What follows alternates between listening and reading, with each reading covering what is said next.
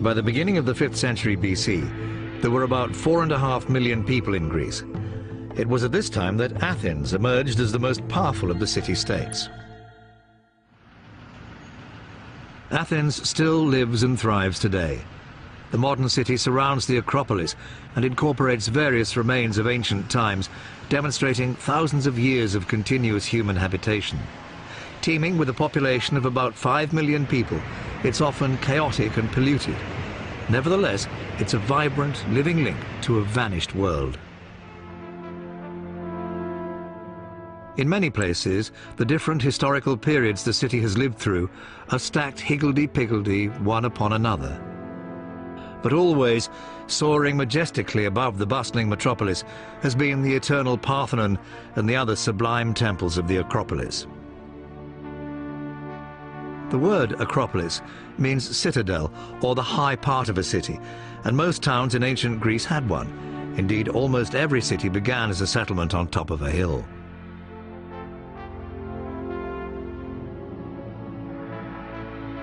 Such rocky outcrops formed natural fortresses, protection against marauding wild animals and enemy armies. As Athens grew and spread, it was on the Acropolis that the upper echelons of society lived and worked. It was where philosophers debated and government was conducted. Most importantly, it was where the deities were worshipped.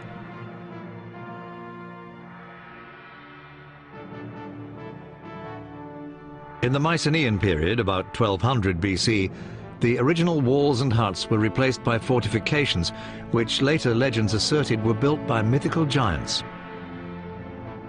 In 450 BC, the Acropolis took on the architectural appearance that established it as the center of Greek culture.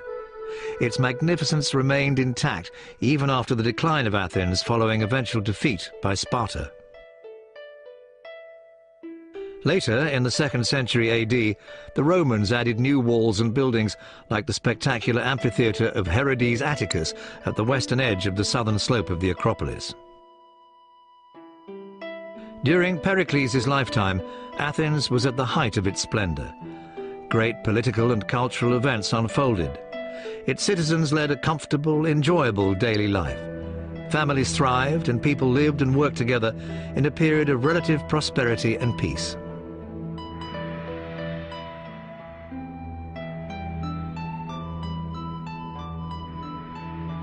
Fifth-century Athenians, like all their fellow Greeks, were devout people. They believed in the absolute power of the gods to help them or harm them. Religious festivals were held throughout the year. The head of the family would make regular sacrifices to the gods. There were also special offerings made on particular occasions, for example, when a member of the family fell ill or was about to embark on a hazardous journey.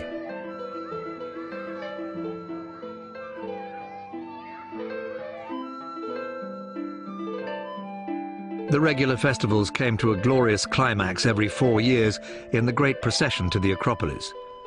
This was the Panathenaea to honor the city's goddess protector, Athena.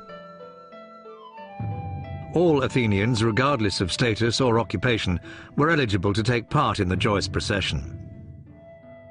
In the course of the ceremony, 2 young virgins offered the goddess a peplum, a gown trimmed with sumptuous embroidery.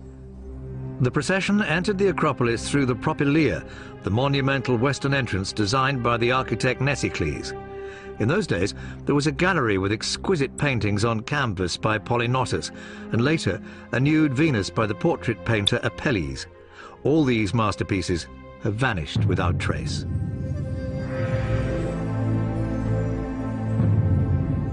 After passing through the Propylaea, worshippers entered the inner courtyard. Here stood Athena as warrior Athena Promachus, 8 meters tall, with her gold spear and helmet. It was one of the earliest statues of Athena. On the right, behind a wall of the temple sacred to Artemis, one could catch a glimpse of the Parthenon, a perspective which survives today. In the time of Pericles, this building contained an intriguing statue, Athena Apteros. Apteros means wingless. It was said her wings had been removed so that the goddess couldn't leave her city.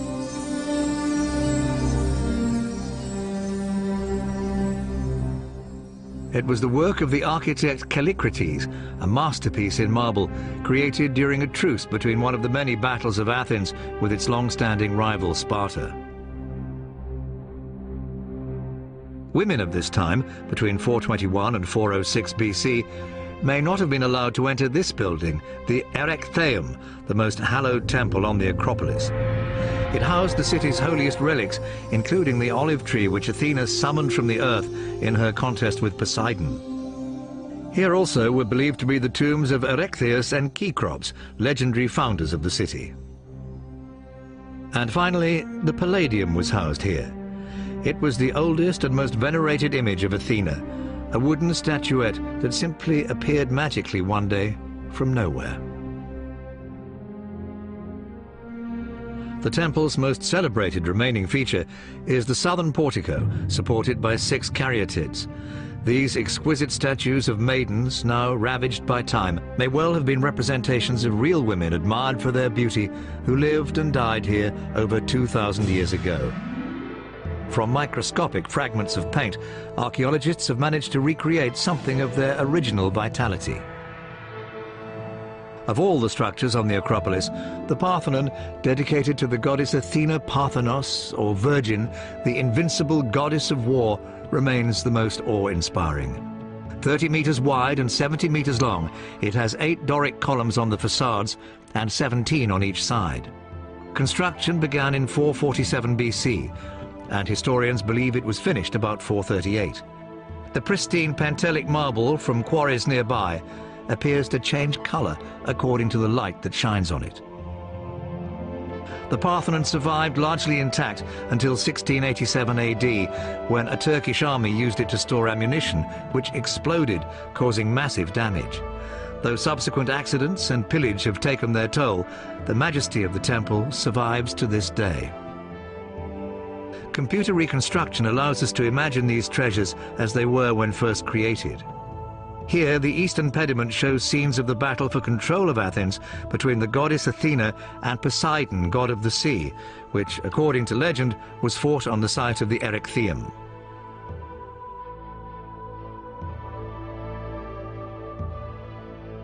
Wonderful as the exterior of the Parthenon was, its real significance lay inside.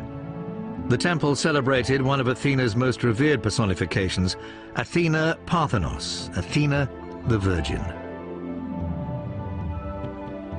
The statue of Athena inside the temple was, by all accounts, one of the most magnificent of the ancient world.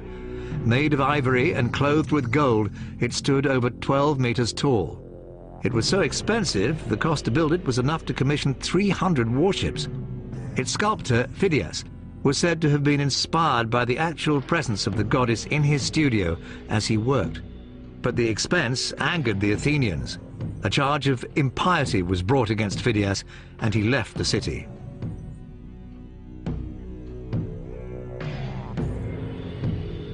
The statue remained in place until 426 AD. Then an invading army took it to Constantinople, where it was destroyed in a fire which also consumed most of the city. Archaeologists know about it through the so-called statuette of Varvakion, a small reproduction from the Hellenistic period.